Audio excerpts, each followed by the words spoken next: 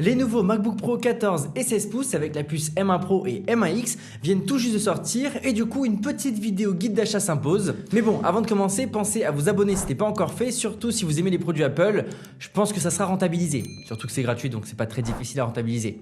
Bref, merci d'avance. Alors dans cette vidéo, je ne parle pas des Mac M1 qui sont sur les MacBook Pro 13 pouces et sur les MacBook Air parce qu'on est clairement sur des ordinateurs grand public avec des bonnes performances certes, mais c'est pour le grand public. Je vous recommande le Air pour faire des présentations et du traitement de texte. Et je vous recommande le Pro si vous voulez faire la même chose, mais que vous savez qu'un jour ou l'autre vous pourrez avoir besoin d'un peu plus de puissance. À mes yeux, pour du travail professionnel où on a besoin de grosses ressources, je recommande le MacBook Pro 14 et 16 pouces.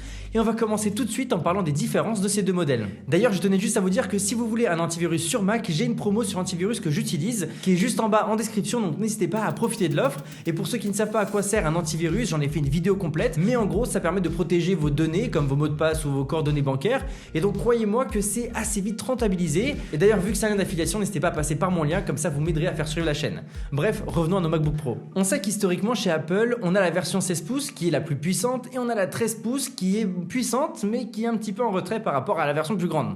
Cette année, Apple a donné la même puissance à ces deux machines. On a une webcam HD dans les deux cas, on a un nouveau clavier, on a l'écran mini LED avec le ProMotion en 120 Hz, on a les nouveaux ports et aussi on a dans les deux cas la fin du touch bar et les différences vont se trouver sur tout le reste, c'est-à-dire la taille de l'écran. On a 2 pouces de plus sur la grande version, évidemment, on a 4 heures de plus d'autonomie sur la grande version et surtout avec le 14 pouces, on est beaucoup plus léger et c'est un ordinateur qui est beaucoup plus transportable. À ce niveau-là, il n'y a rien à dire. Le 16 pouces est cette année plus que jamais un gros bébé et c'est vraiment pas l'ordinateur parfait pour aller à droite et à gauche, alors que le 14 est vraiment intéressant à ce niveau-là. Et pour cause, le 14 pouces a la même compatibilité que le 16 pouces en termes de puce, donc on a bien accès à la puce M1 Pro et la puce M1 Max dans les deux cas. Donc une fois que vous aurez choisi entre le confort du 16 pouces et la transportabilité du 14 pouces, vous devrez choisir entre ces deux puces et vous pouvez me croire, c'est beaucoup plus simple que ça ne le paraît.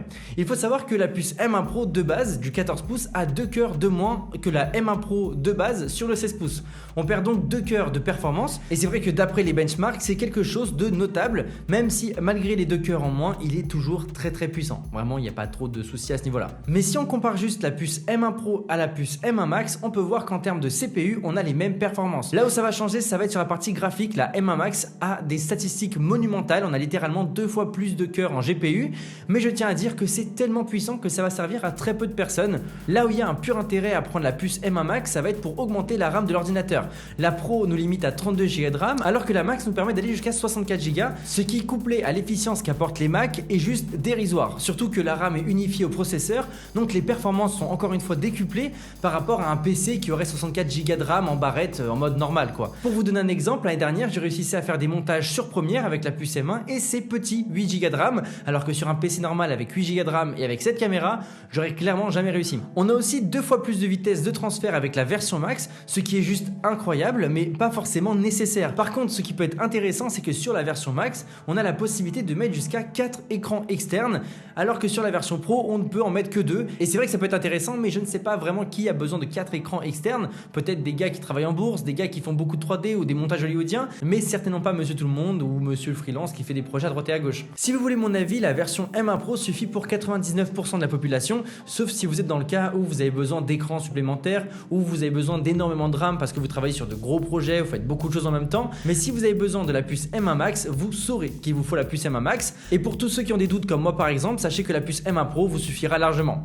Bon, j'ai commencé à vous spoiler. Pour ceux qui veulent savoir ce que j'ai pris comme ordinateur, c'est vraiment très simple. Comme je fais beaucoup de montage et que je filme avec un Canon EOS R6 qui a des fichiers extrêmement lourds en 4K, j'ai pris la version M1 Pro avec 32 Go de RAM, c'est-à-dire que j'ai pris l'option pour avoir plus de gigas de RAM, ce qui a fait un peu monter le prix, mais je me suis dit que ça valait le coup vu que j'allais faire beaucoup de montage et que j'utilise After Effects, Photoshop en même temps que Premiere Pro, et forcément il me fallait plus de RAM pour que je puisse faire plusieurs tâches à la fois. C'était juste un peu plus de confort, mais je pense qu'avec la version 16 Go pour beaucoup de personnes ça devrait suffire. Je sais que j'ai peut-être abusé par rapport à ça, mais c'était pour être sûr de pouvoir faire du multitâche sans avoir aucun problème et pouvoir avancer petit à petit. Par contre, pour ce qui est des dimensions, c'est vrai que je me suis fait un petit plaisir en prenant le 16 pouces parce que je suis habitué à avoir un MacBook Pro 14 pouces et parce que j'aime sentir que mon écran est confortable. Alors j'avoue que le 14 m'a fait de l'œil, mais j'avais vraiment trop peur de pas m'habituer à ce format d'écran, et vu que je me déplace pas forcément tous les jours avec mon ordinateur, voire que je me déplace très rarement avec mon ordinateur, le choix était assez simple à faire. En tout cas, n'hésite pas à me dire dans les commentaires pour quelle configuration est-ce que tu as opté, et surtout n'hésite pas à aller profiter de la promo de l'antivirus que j'ai mis en description. Nous on se dit à très vite, salut à tous, c'était André Martin.